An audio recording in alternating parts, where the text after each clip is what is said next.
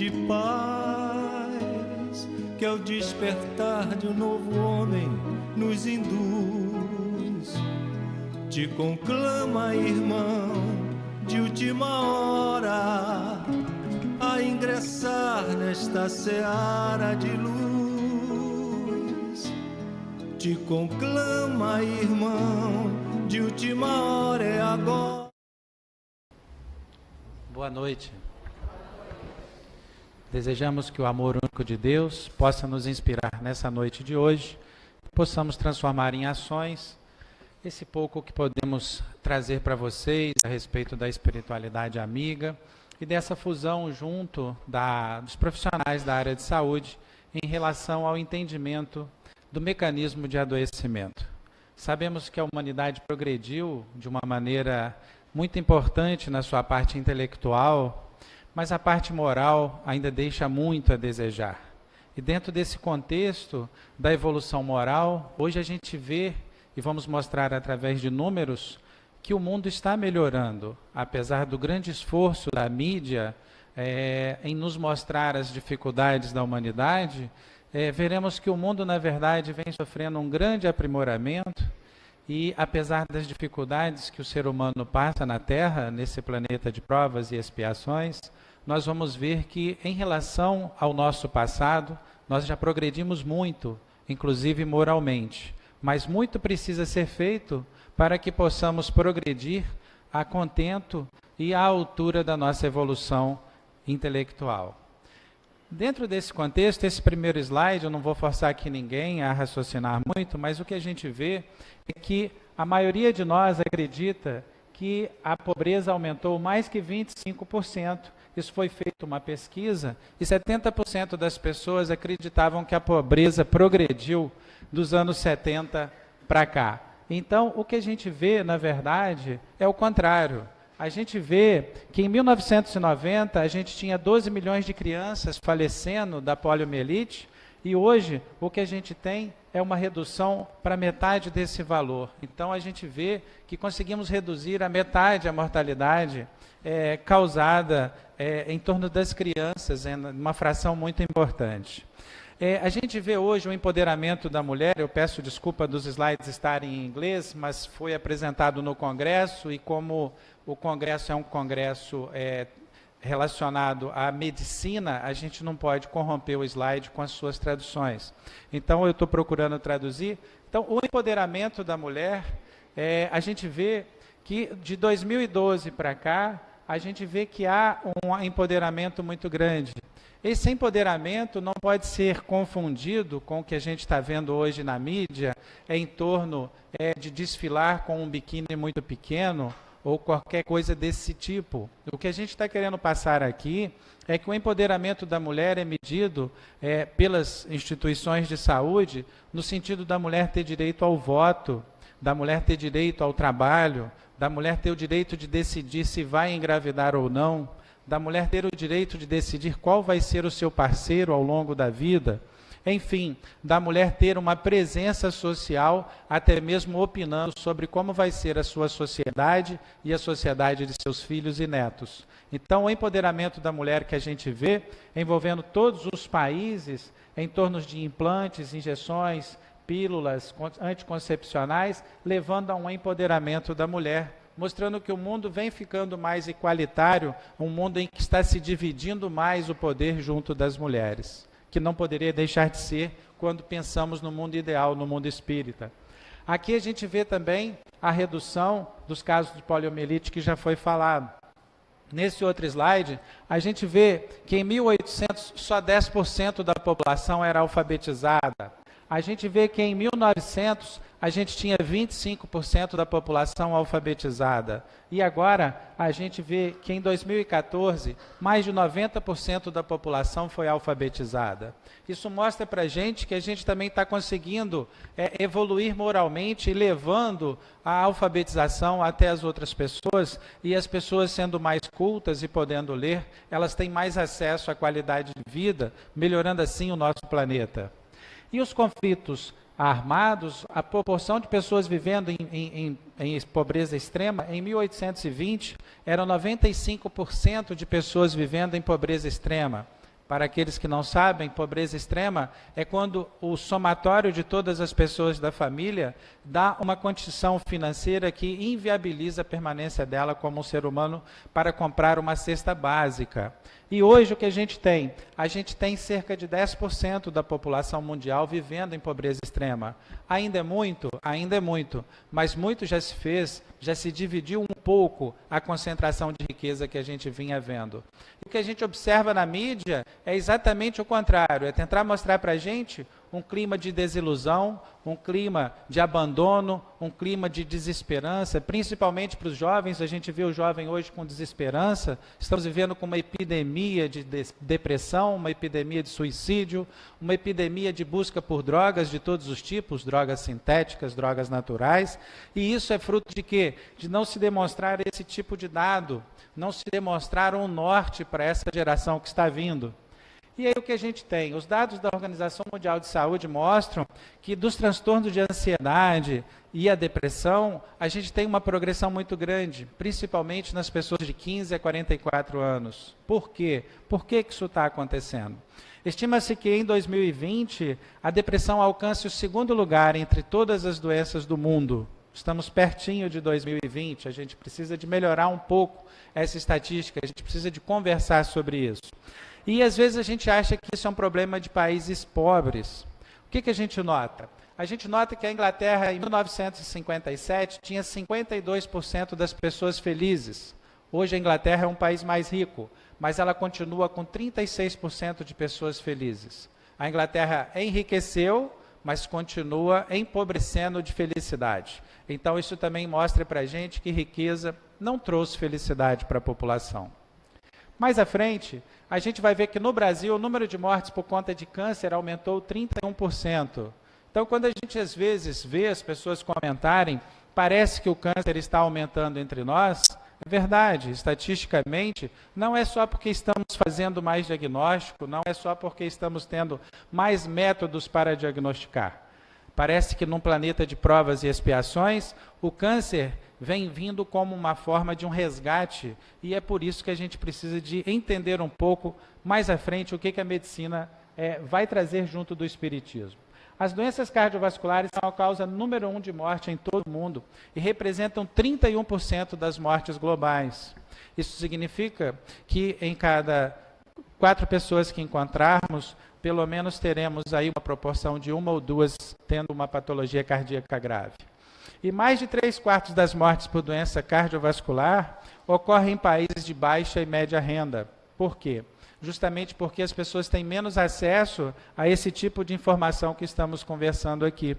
Porque os países cultos conseguem demonstrar, por trás da mídia que vende livro, da mídia que vende jornal, da mídia que vende rádio e que publica novela, as pessoas têm mais acesso à cultura. Então a gente precisa de perder um pouco de nosso tempo e lembrar o que disse André Luiz, que nós perdemos 80% do nosso tempo falando de coisas que não são engrandecedoras, coisas que não trazem uma progressão moral para nós.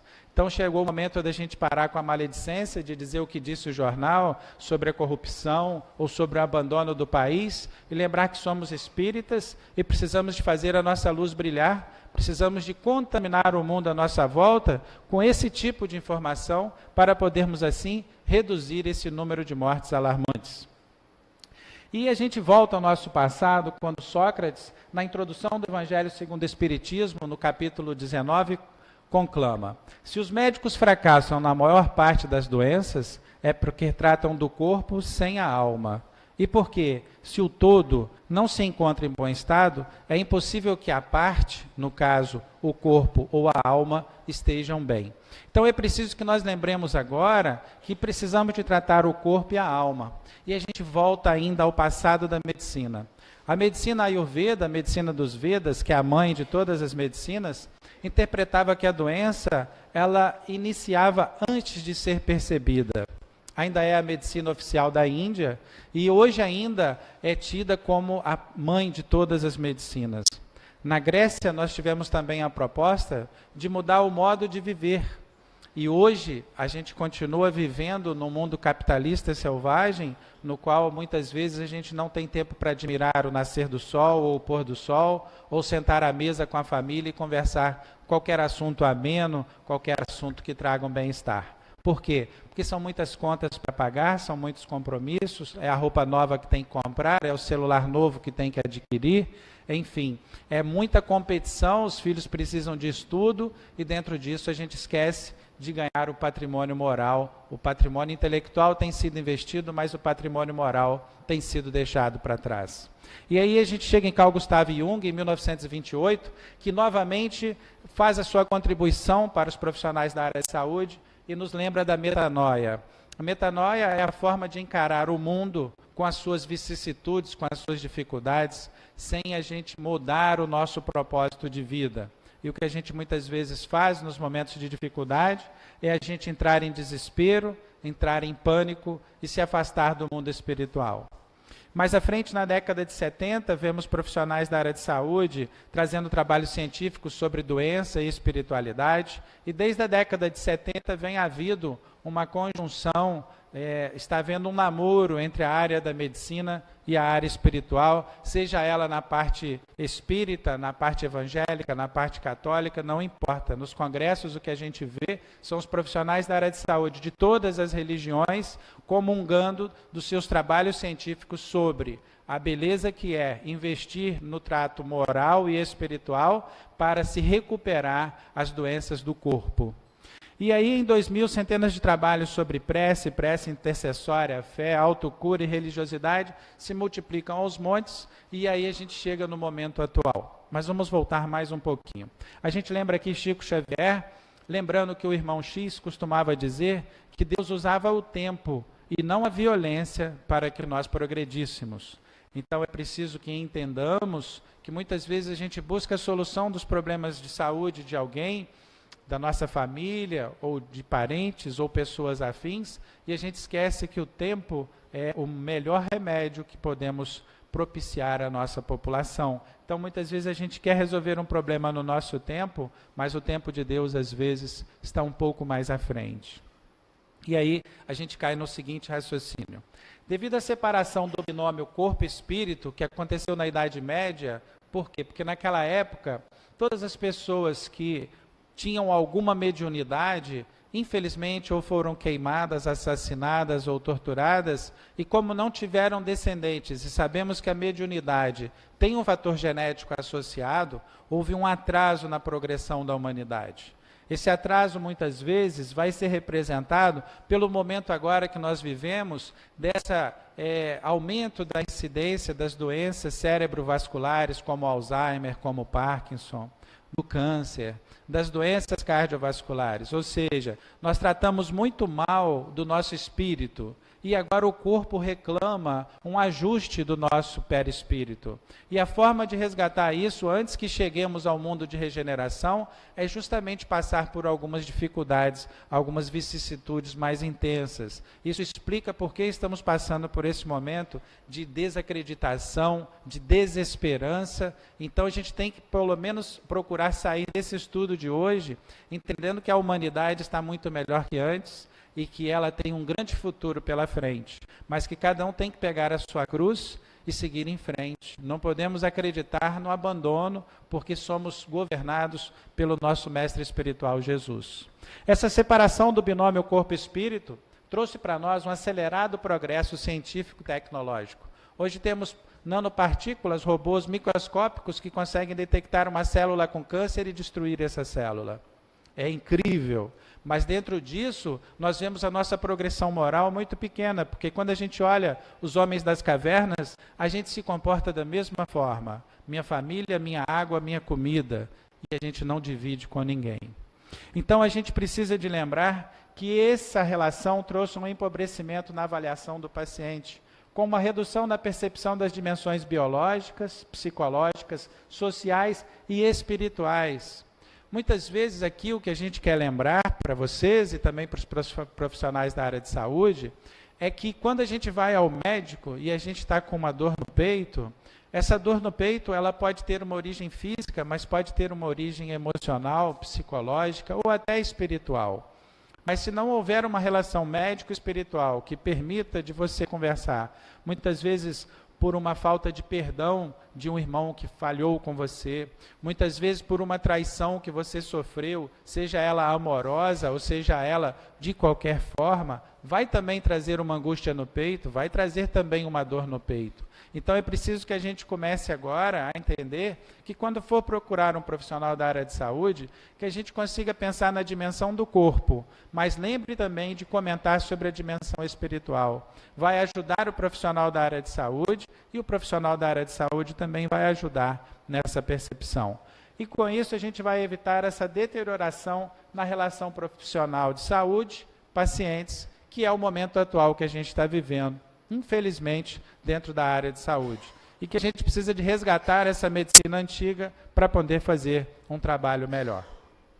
Dentro da doutrina, muitas vezes a gente há de se perguntar se não foi falado sobre isso, como vimos, o Evangelho segundo o Espiritismo começa com Sócrates justamente relembrando a gente dessa necessidade. Na questão 909, o homem poderia sempre vencer as suas más tendências pelos seus próprios esforços? E a resposta é sim, e às vezes com pouco esforço. O que lhes falta é a vontade. Como são poucos que se esforçam. Então, na verdade, a gente sabe o que precisa de ser feito, a gente tem aquela vozinha dentro da nossa cabeça que diz o que nós devemos fazer. Quando acertamos, ela fala muito bem, quando a gente está equivocado, aquela vozinha fala com a gente que a gente não foi bem. O problema é que a gente se esforça pouco. Precisamos de arregaçar as mangas e procurar esforçar-nos um pouco mais.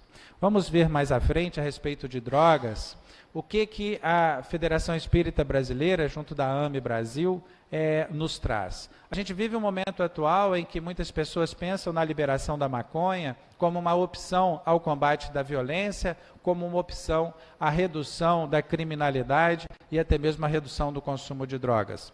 Estatisticamente está provado que todos os países que liberaram não diminuíram a violência, nem diminuíram o consumo de seus jovens e da sua população. E a associação, a FEB e a Associação Médica Espírita, lembra André Luiz em Conduta Espírita, dizendo que o corpo é o primeiro empréstimo recebido pelo Espírito trazido à carne. Então somos responsáveis por esse corpo, não podemos liberar a maconha entre os nossos jovens, entre a nossa população, sem com isso trazermos grande dificuldade, uma porta de entrada para drogas mais potentes, trazendo mais ainda problemas para a nossa população. Voltando para a área de saúde, as razões para integrar a espiritualidade na prática da medicina são várias. Não vou falar de todas porque seria cansativo, mas fizeram uma pesquisa e 96% dos pacientes acreditam em Deus. Olhem que pesquisa interessante, né? 67% pertencem a grupos religiosos. Como veem, a humanidade está bem melhor do que nós víamos no passado. E 63% pensam que o sentimento religioso é importante. E 63% pensam que o médico deve abordar a espiritualidade com o paciente. Então, precisamos de incorporar isso na nossa prática diária. O paciente a informar sua preferência espiritual e a sua abordagem espiritual. E o médico também fazendo essa abordagem. Imaginem, por exemplo, um médico espírita tratando de uma pessoa que não acredita em reencarnação e procurando conversar com ela que vai ficar tudo bem, que depois desse câncer a sua reencarnação será muito melhor com um perispírito bem evoluído. Ficaria muito difícil. Da mesma forma, o oposto acontece. Então precisamos fazer o quê? Precisamos de abordar a espiritualidade como uma prática normal, da mesma forma como se pergunta se a pessoa fuma, se a pessoa bebe. Isso vai ajudar o nosso trabalho. E a religiosidade, quando praticada, será que ela ajuda a saúde? Será que realmente a pessoa que acredita em Deus, ela tem uma evolução melhor do que a pessoa que não acredita em Deus e que não pratica a caridade, não pratica o bem? Bom, a pessoa que pratica a espiritualidade, a religiosidade, tem menos hipertensão, tem uma melhor função cardiovascular, tem menos doença arterial coronária, tem menos consumo de tabaco e álcool, ela tem mais atividade física na sua vida diária, tem menos taxa de depressão e uma recuperação mais rápida da depressão quando esta ocorre, tem um menor comportamento de aversão diante do estresse, um maior bem-estar em um menos estresse psicológico quando em situações de confronto em sua região onde vivem, e o mais interessante, têm uma maior longevidade. Pessoas que praticam espiritualidade e religiosidade vivem mais, comprovadamente. Nós vamos esmiuçar um pouquinho mais esses estudos mais à frente. Os mecanismos de adoecimento, à luz, né, da ótica da espiritualidade, em termos científicos, não estamos falando ainda de espiritismo, mostram que existem 3 mecanismos básicos. O mecanismo psicológico, pessoa exposta a um estresse, a uma depressão, uma ansiedade, a maioria de nós. O mecanismo social, uma situação social na qual você está exposto a dificuldades na cultura, na educação, na saúde e na segurança, a maioria de nós também. E o mecanismo comportamental, ou seja, as mudanças no comportamento de cada um vai ter um impacto sobre a sociedade. Isso é uma coisa que é chamado de capital social. O capital social é quando você faz um trabalho em uma comunidade, em uma região, em um bairro, em uma rua, em uma casa, e quando uma pessoa está bem, as outras à sua volta começam a ficar bem também, e aí aumenta o capital social. Então, se cada um sair daqui desse estudo de hoje e chegar em casa e evitar falar mal do país, evitar falar mal da nossa comunidade, evitar falar mal da nossa cidade, vai aumentar o capital social do nosso município na noite de hoje, porque o capital social vem justamente dessa ideia da lei da atração. O que a gente emana é o que a gente atrai. Então, se a gente sai de casa desesperado, se sentindo abandonado, sem esperança por um país melhor, a gente vai atrair para perto de nós espíritos na mesma vibração. É uma lei muito prática, muito clara e muito transparente para aqueles que estudam a doutrina. E aí a gente vai mostrar um pouquinho do mecanismo psicológico. Será que se a gente trabalhar esse mecanismo psicológico, a gente consegue melhorar a população? E aí a gente tem esse trabalho aqui, que avaliou 3.632 pessoas, e viram que as pessoas que tinham pouca frequência na prece e na Bíblia, tinham uma pressão arterial maior do que as pessoas que frequentavam muito a ambientes religiosos. Então, isso significa que a pessoa que frequenta o ambiente religioso tem a sua pressão arterial menos intensa do que quando não frequentava. A respeito de depressão, foi feito um estudo muito parecido, no qual estudou-se 991 pessoas e viu-se que as pessoas que frequentavam pouco a igreja, elas tinham pouco enfrentamento da depressão. Na fração de que as que frequentavam pouco tiveram 35% de depressão. As que frequentavam muito a religião, 17% de depressão. Ou seja, a frequência no ambiente religioso reduziu a metade a depressão daqueles que frequentavam o ambiente religioso. Não estamos falando de espiritismo, estamos falando de qualquer religião honesta e digna perante os olhos de Deus. Tá? Vamos falar um pouquinho do suicídio, as consequências dentro da doutrina. Ernesto Bozano traz para nós, eu trouxe aqui um resumo desse quadro, no qual ele traz para nós as consequências do suicídio, que é como se houvesse um certo tabu em se falar sobre o suicídio. Todos os profissionais da área de saúde sabem que existe uma epidemia muito grande. Para aqueles que não sabem, Cabo Frio é o 2º lugar de suicídio dentro do nosso estado. O primeiro lugar é a região de Angra dos Reis. O 2º lugar é Cabo Frio. Então a gente não está aqui falando à toa. Aqueles que trabalham na área de saúde entendem do que eu estou falando. Então, as pessoas que suicidam, elas continuam num nível de sofrimento maior do que antes do suicídio. Elas se localizam em regiões muitas vezes de sofrimento, porque vão buscar espíritos que também estão sofrendo. Elas sofrem de tormentos, de recordações e de pesadelos constantes. Acabam lesando a nível perispiritual o seu perispírito mais do que antes do suicídio, e essas lesões se refletem provavelmente na próxima reencarnação. E o sentimento de desperdício de um tempo valioso de progresso. A gente precisa de falar um pouco sobre o suicídio para a gente poder sair daqui também e lembrar que muitas vezes, e que muitos não sabem, 95% dos suicídios são evitáveis.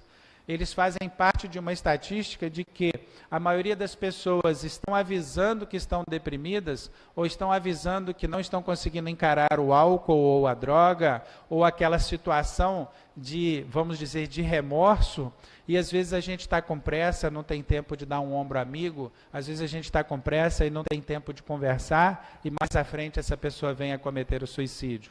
Mas uma vez tratada, a gente tem remédios que hoje fazem melhorar o estado de humor, chamados estabilizadores de humor, e essas pessoas conseguem, muitas vezes, evitar o suicídio e depois são replicadores, são pessoas que vão ajudar outros que iriam tentar o suicídio também. Então é por isso que a gente está comentando aqui sobre o mecanismo de adoecimento no aspecto psicológico. Porque todos nós estamos expostos a esse estresse social que a gente está vivendo atualmente, né? O mecanismo social. O suporte social ajuda indivíduos e, consequentemente, o capital da comunidade. Vamos ver a nível estatístico e científico como isso funciona. A sensação de bem-estar em pessoas que frequentam pouco o atendimento nas igrejas de atendimento espiritual é muito pequeno, enquanto que as pessoas que frequentam o ambiente religioso têm uma sensação de bem-estar muito grande. Isso daqui é uma pesquisa grande, ela foi feita em quase 8.000 pessoas e foi publicada numa revista de geriatria internacional. E qual é a grande interpretação que a gente tem?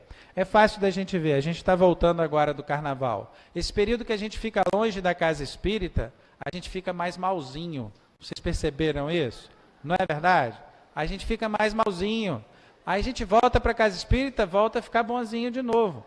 Mas é assim, quando a gente fica muito tempo longe da casa espírita, nossa sensação de bem-estar diminui e a gente começa a ter umas ideias diferentes do que estava tendo quando está frequentando. Então é importante a gente lembrar que a sensação de bem-estar vem da frequência que a gente tem na casa religiosa, seja ela espírita ou de qualquer religião. Importante a gente sempre salientar isso até para os internautas.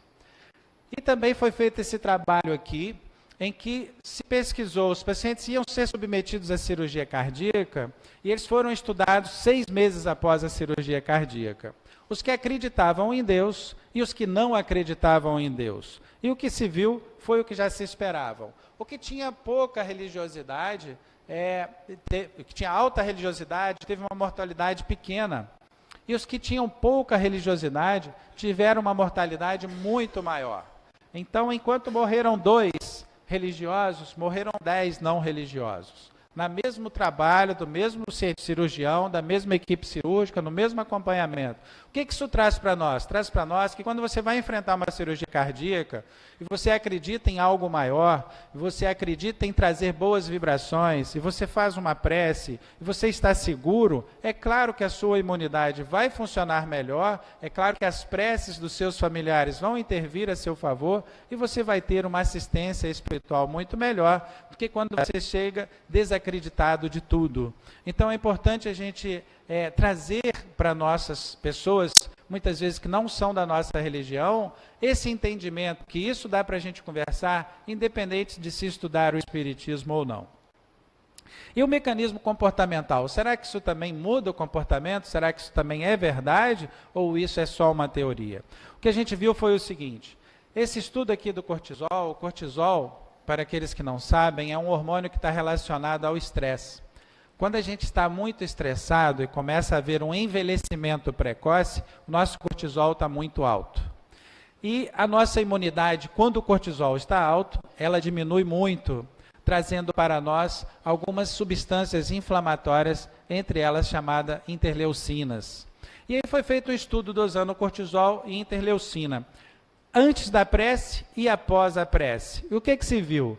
Viu-se que o cortisol elevado dos estudantes de medicina, que foi onde foi feito esse trabalho, após a prece reduziu muito o cortisol, facilitando assim o enfrentamento das dificuldades do dia a dia, e a gente valoriza tão pouco a prece, não é mesmo? E viu-se também o quê? Que as pessoas que tiveram o contato com a atividade religiosa, elas depois de 2 semanas tiveram uma redução nessas interleucinas, que são a tal das enzimas inflamatórias, que estão relacionadas a uma inflamação do nosso corpo. Então a prece, mesmo após 2 semanas, ainda teria tido bons resultados para esses estudantes. Então, o que a gente pode chegar à conclusão é que a prece é eficaz. Ela funciona da mesma forma que muitos medicamentos para reduzir o cortisol. Porque temos medicamentos que podem fazer isso, mas não de uma forma natural como a prece. A prece, ela vem justamente para complementar o que a medicina ainda não está tocando, ainda não está modificando. E a espiritualidade, como é que ela funcionou também no segmento dos pacientes a respeito da mortalidade? A gente falou que reduz a mortalidade. No segmento desses pacientes, a mortalidade foi muito menor nos pacientes que frequentavam mais do que uma vez por semana do que os pacientes que não frequentavam. Vejam que a mortalidade foi muito maior do que nos pacientes que frequentam a religião. Então, realmente, a mortalidade ela reduz em relação ao tempo de vida das pessoas que são religiosas. E vamos entender um pouquinho dos mecanismos genéticos que estão associados a isso antes de entrarmos no espiritismo. A gente hoje tem o entendimento de que existe uma cascata de problemas que são o estresse que a gente frequenta no nosso trabalho, em casa e nos vizinhos. Isso leva o nosso organismo a perceber esse estresse e gerar uma resposta. Essa resposta é natural. Você passa pelo estresse, chega no fim da noite, você faz sua oração e está tudo bem. Mas isso prolongadamente, diariamente acontecendo, faz com que haja uma redução no seu tempo de vida. E aí fizeram uma exposição interessante. Colocaram essas pessoas que viviam no estresse, somos todos nós, aqui no Brasil praticamente, e introduziram nessa equação a religião. A resposta que viram foi que reduziu a doença cardiovascular, o diabetes e o câncer no segmento dessa população também, a nível genético. Ainda não tinham desenvolvido ainda as doenças, mas conseguiram ver que a exposição à religião reduziu a nível genético essa possibilidade. Então, provando que o que a gente está comentando a respeito do patrimônio moral e emocional é preciso de ser trabalhado entre nós espíritas. Isso tudo que a gente está falando aqui foi apresentado no Congresso Nacional de Cardiologia e no Congresso Regional, que é o Congresso aqui do Rio de Janeiro. E concluindo os trabalhos científicos, para a gente entrar no espiritismo, o encurtamento do telômero é quando o nosso cromossoma reduz após o estresse. E viu-se também que nas pessoas que participavam de uma oração, essa redução do estresse no seu cromossomo foi interessante e foi bem dosada. Foi visto que a pessoa, após a religião, ela tinha um menor encurtamento do seu cromossoma, do seu telômero, prolongando o seu tempo de vida. As situações na qual a meditação tem sido efetiva são várias, eu não vou falar aqui que nós iríamos reduzir muito o nosso tempo. Mas eu lembro aqui que todo espírita deveria praticar, pelo menos se não meditasse, uma contemplação. A maioria de nós fica o dia todo trabalhando e num automatismo muito grande e se esquece que não é só no dia que vem à casa espírita ou que vem no grupo de estudo que a gente está produzindo uma progressão espiritual. A nossa progressão espiritual vem exatamente da meditação, da capacidade de puxar o freio de mão em alguma hora do dia e refletir como Santo Agostinho fazia, sobre o que a gente fez de bom, sobre o que a gente poderia ter feito de melhor ainda e principalmente onde nós erramos. E a gente esquece. É exatamente durante a meditação que a gente consegue fazer isso e, se não meditar, pelo menos contemplar pelo que foi feito durante o dia. Como a gente está comentando, a meditação é importante para as várias partes da nossa vida, mas não vou me ater a falar sobre meditação. Uma pergunta que eu vou deixar e vou responder mais à frente é por que nós precisamos de adoecer? Porque a gente sabe que a gente tem uma programação genética e, como espírita, sabemos que nós temos uma carga vital, um fluido vital necessário para cumprir a nossa missão. Se a gente tem esse fluido vital e, ao fim desse fluido vital, a máquina desliga e a gente volta para o mundo espiritual, por que nós temos que adoecer? Esta é uma pergunta interessante. A gente podia simplesmente chegou, ficou velho e faleceu, igual muitos falecem. Aí a pergunta que fica é por que nós temos que adoecer? Essa pergunta eu também fiz no Congresso, então a gente responde mais à frente. A respeito do suicídio, é importante a gente lembrar, né, que vem chegando aí, dia 10 de setembro, logo vai estar chegando à nossa porta, é o Dia Mundial do Suicídio, e lembrar que o espírito, ele é herdeiro de si mesmo. Então não podemos também julgar as pessoas que suicidam e sim mandar para elas o nosso abraço fraterno, porque não sabemos quem fomos, o que fizemos e o que praticamos em vidas anteriores para julgar qualquer pessoa que seja.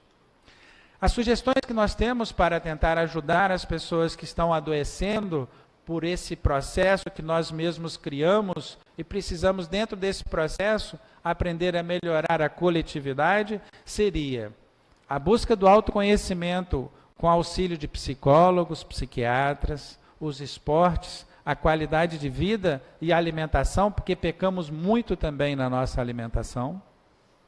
A busca da espiritualidade através do reencontro com o nosso Pai, que muitas vezes a gente busca a espiritualidade e a gente se afasta um pouco nos momentos de dificuldade de Deus.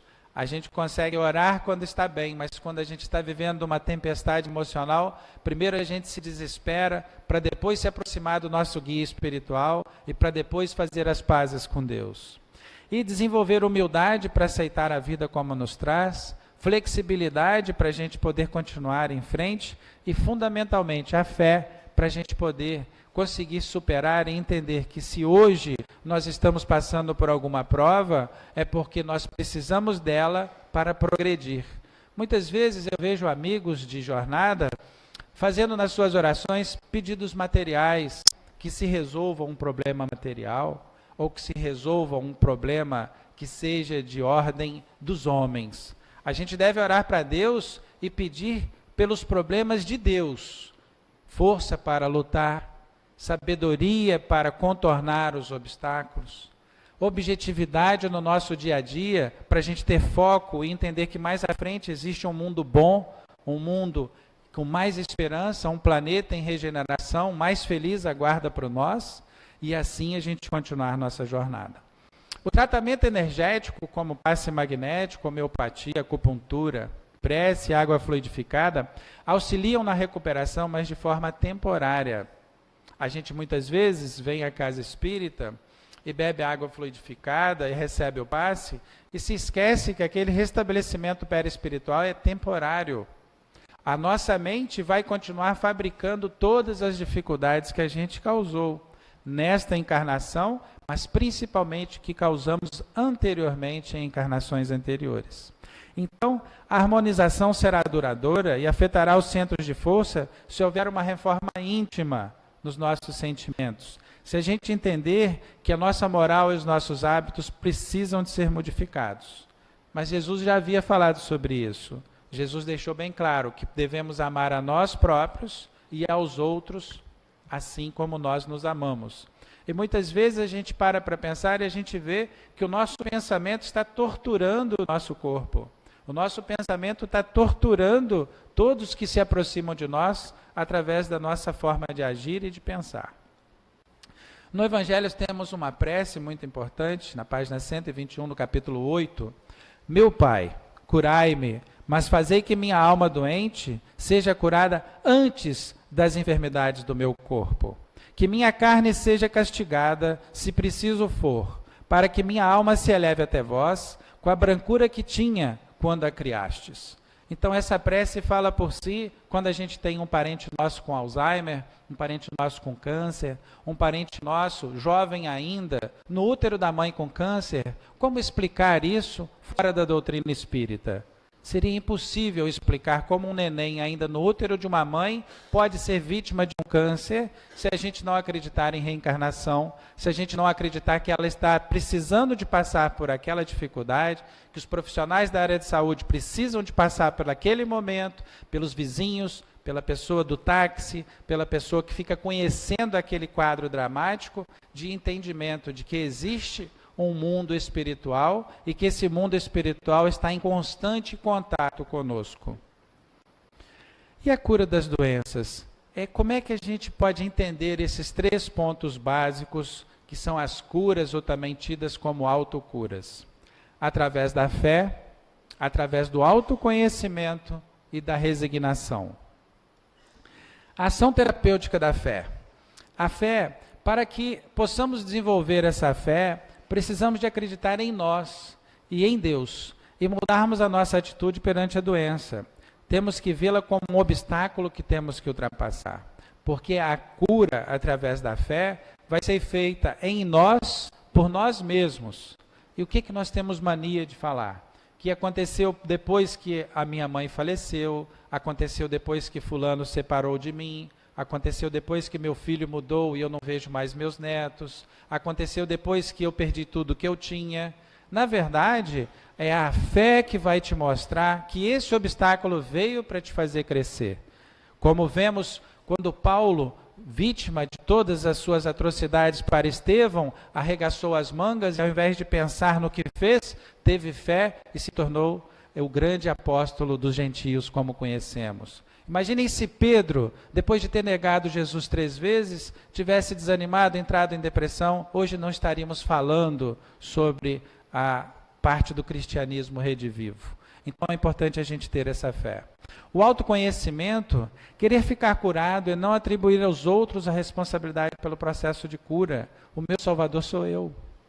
Ou seja, o autoconhecimento é que vai fazer, se eu tenho um espírito belicoso, eu vou começar a partir de agora a ser uma pessoa mais mansa. Se eu tenho um espírito, muitas vezes, com alguma perversão nos jogos dos sentidos, eu vou começar a me preocupar mais com os jogos dos sentidos não me seduzirem tanto, eu vou começar a me cuidar melhor. É através do autoconhecimento, ao invés da gente esconder o que a gente tem de pior dentro da gente, durante esses momentos de reflexão que eu falei anteriormente, é a gente trazer de dentro da gente aquela parte mais escura, a parte mais negra, a parte mais fria e a parte mais triste que nós temos e fazer brilhar a nossa luz. É através da desconstrução do que nós temos de mais triste dentro de nós, é que vai nascer um ser melhor. E o que a gente costuma fazer é o quê? É a gente se esconder dentro de nós e de nós mesmos as nossas dificuldades. E assim a gente não progride, porque sempre vai estar aquela mágoa, aquela mácula dentro de nós. Se nós imprimimos a doença de dentro para fora, é lógico que devemos curá-la da mesma maneira, de dentro para fora. Então, se eu estou padecendo de alguma doença agora, é porque eu a causei e eu preciso de melhorar, fazer uma reforma íntima para me tornar uma pessoa melhor. A resignação dinâmica é a gente aceitar a vida como ela é. Muitas vezes a gente quer mudar o nosso esposo, a gente quer mudar o nosso irmão, a gente quer mudar aquele familiar problema, a gente quer mudar aquele vizinho que toca aquele funk até de madrugada, a gente quer mudar tudo que está à nossa volta. Mas, na verdade, a única pessoa que a gente consegue mudar nessa encarnação somos nós. A gente não consegue mudar ninguém desse planeta. A gente só vai conseguir mudar a nós mesmos se tivermos sorte nessa encarnação. O Joana de Ângeles diz que se a gente conseguir ao menos uma virtude após uma encarnação, nós já tivemos um grande proveito. Então a gente tem que pelo menos tentar conseguir uma coisinha melhor nessa encarnação, já está valendo, né? Então a gente tem que procurar esse caminho. Só teremos resultados se a doença nos tiver motivado para fazermos nossa reforma íntima. Então, muitas vezes a gente vê uma pessoa global, famosa, procurar um tratamento espiritual para se curar de um câncer, para se curar de alguma coisa. Esquecendo, sim, que precisamos de ter o merecimento. A doença é bênção. A doença é oportunidade de crescimento. Então, se a gente não for motivado a mudar depois da doença, vai haver o quê? O que os médicos chamam de recidiva, de metástase, de recidiva da doença em outro local, e é assim que ocorrem as recidivas. Por quê? Porque a doença veio para motivar uma melhoria, uma reforma íntima. A pessoa volta a cometer os mesmos equívocos, e aí a gente remete às palavras de Jesus. Vai, não peque mais, para que algo de pior não lhe aconteça da próxima vez. Jesus também nos alertou. É alcançarmos níveis maiores na capacidade de amarmos a nós próprios, ao próximo e a vida, porque a vida é uma aventura muito, muito importante. Muitas vezes a gente esquece que a gente não está aqui para ser servido, a gente está aqui para servir a coletividade. E às vezes a gente quer ser servido, isso acaba trazendo dor. A gente está chegando ao final. Eu gostaria de lembrar, não dá para todos lerem, então eu vou explicar para o quadro. Quando a gente chega na casa espírita, a gente chega com esse campo eletromagnético. Quando a gente critica, reclama, condena, duvida, tem medo, tem preocupação, engana, humilha, tem sentimentos negativos.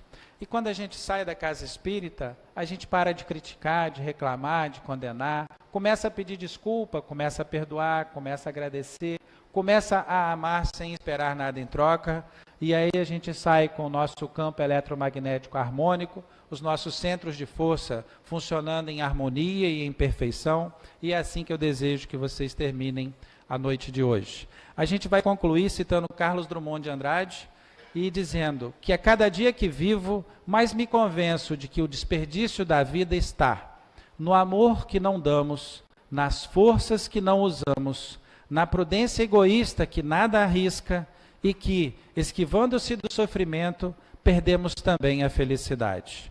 A dor é inevitável, todos passaremos por ela, mas o sofrimento é opcional. Muito obrigado.